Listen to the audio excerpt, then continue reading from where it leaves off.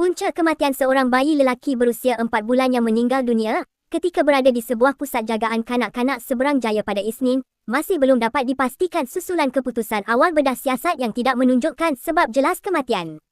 Ketua Polis Daerah Seberang Perai Tengah, Asisten Komisioner Helmi Aris berkata, bayi berkenaan sebelum itu dibawa oleh seorang penjaga dari pusat jagaan kanak-kanak yang terletak dalam kawasan Hospital Seberang Jaya ke hospital berkenaan sebelum disahkan meninggal dunia pada jam 4.20 pagi. Menurutnya, pihak polis menerima maklumat mengenai kejadian itu daripada pegawai perubatan hospital kira-kira jam 6.10 pagi pada hari sama. Susulan laporan tersebut, polis menjalankan siasatan lanjut di premis pusat jagaan berkenaan selain meneliti rakaman kamera litar tertutup di lokasi kejadian. Hasil siasatan awal membawa kepada penahanan 2 wanita yang merupakan pekerja di pusat jagaan kanak-kanak terbabit bagi membantu siasatan, katanya dalam kenyataan pada Selasa.